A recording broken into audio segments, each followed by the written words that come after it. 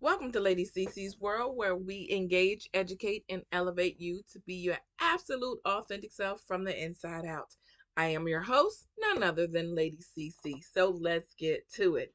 I hope you are doing absolutely amazing today, beautiful people. I want to talk to you about riding the big waves. Did y'all get what I said? I know you're like, what is she talking about now? Riding the big waves. Now, riding the big waves is a metaphorical expression often used to describe the experience of confronting and navigating through significant challenges or difficult situations in your life. And the phrase typically draws its inspiration from the world of surfing, where surfers ride large, powerful waves. And really, in a broader sense, riding the big waves implies facing and dealing with formidable obstacles or circumstances in your life with confidence, with skill, and determination. Now, it suggests the ability to tackle daunting tasks or problems head on and emerge successfully despite the difficulties. So, let me ask you this: do you ride the big waves? Or do you tower, want to stay in the bed, put your head under the blanket, climb under the bed, be in the closet, or whatever? Do you do anything to avoid dealing with the situations in your life? No judgment, just a question. If you do tower, that just means we have some work to do. Because I often say, what does not get confronted continues. Let me say that again. What does not get confronted continues. So let me ask you this: what are you dealing with in your life right now? Or should I say, what are you not dealing with in your life right now? I understand that we all go do different things, we have different experiences, but I also know we don't handle things as well as we could. Some of us are reactors. Instead of being proactive, we react, which I find to be a very not so good thing, if I might be honest. I think it's important that we plan as best as possible, right? Because there's no certainty for what may happen. And I don't mean in an obsessive type of way. When you ride the big waves, you confront that boss that has been disrespectful or treating you not the way that you deserve, has been asking you to stay later and later and later, but no more pay is attached to that, right? And making you feel intimidated as if you don't, then your job would be at risk, right? Or riding the big waves would be confronting that spouse because you're not feeling valued or loved in your relationship with them. And that's being able to have an honest conversation without worrying whether or not there are going to be repercussions from you bringing that subject up. Because some people don't like dealing with the truth. Let that sit a minute. Some would rather we not confront them about things that are not right, how we feel, because they don't know how to process feelings. And it's not their fault in most cases because their upbringing, their parents didn't talk about it. They didn't learn affection. They didn't learn how to value people, their spouse, or put others before them. That wasn't their experience. So they really just didn't know. Or is it you haven't confronted that friend who has been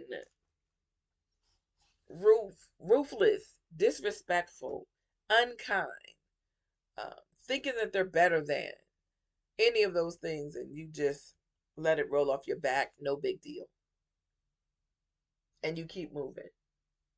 Have you been that people pleaser that does what people want because you want to make them happy and you don't want them to leave your life? I've been there, but I will say this to you: let them leave your life. You won't miss out.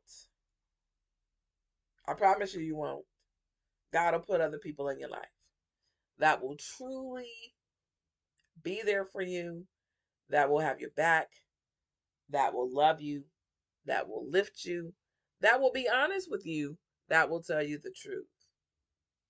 Now, here's the thing: some of us don't want to be told the truth. And so we get angry at the people in our lives when they're being honest. And I often say, if more than a few people are saying the same thing about me, it can't be them.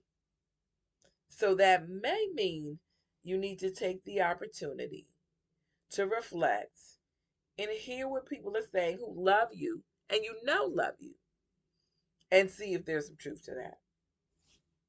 And if there's some truth to what they're saying, just get you some help in working it through. So are you riding the big waves? Or are you, nah, I don't want to deal with it, so you don't? I know that you have what it takes to confront the situations and circumstances in your life with confidence. I know you can if you decide to, because it starts with a decision. And you have to be okay with putting you first and others after that. Now, we know we are to love our neighbors as ourselves. I get that. But if you don't love yourself, you can't love your neighbor. And how do you learn to love yourself? You allow God to show you how He loves you.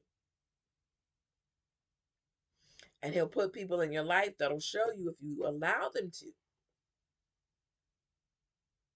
how it feels to be genuinely, authentically cared for by someone else without expectation of anything, just because you are the beautiful soul that you are. And when those things don't happen, you have to be willing to ride the big wave and confront those issues. The grown children living in your house that don't do anything but add to your stress level. Now, let me say this: that's because you allow it. You have to be willing to stand up for yourself, regardless of who it means standing up to. Even if it means standing up to your parents, even if it means you've got that diagnosis from the doctor and you're feeling some kind of way about it, and you want them to know that you are going to look at other options, or you want another opinion. You have every right for that, every right to request that, but you have to know it. But that's riding the big wave. Now, I can't swim, you all, so I'm not going to get on a surfboard, but I will go into the ocean farther enough that I know that I can still get my footing if that wave comes. Now, I'm going to take calculated risk. I'm not going to take foolish ones. So I'm not suggesting when you ride the big wave that if it puts you in danger, that you do that. If it's a domestic violence situation, that's not what I'm suggesting at all. I want you to be safe. I want you to get out, honestly, but you have to make that decision for yourself. But just know you can confront any situation confidently if you empower yourself to confront it when it happens. A lot of times we make the mistake of not saying anything when we are offended. And then so the person feels they didn't do anything wrong. And then when we bring it up later, they're like, this was months ago. Why you ain't say anything then? Because you didn't want to ride the big wave. So remember, it's okay. You can handle riding the big wave and confronting the people in your life in the situations that you need to, so that you live full, so that you can experience God's best in your life. Well, that's all I have for you today. This has been Lady Cece's World, where we engage, educate, and elevate you to be your authentic self from the inside out. Y'all know I love you, and there's absolutely nothing you can do about it but love me back. Remember, be real, be true, be authentic, and be you, because you are certainly more than enough. I'll see you next time.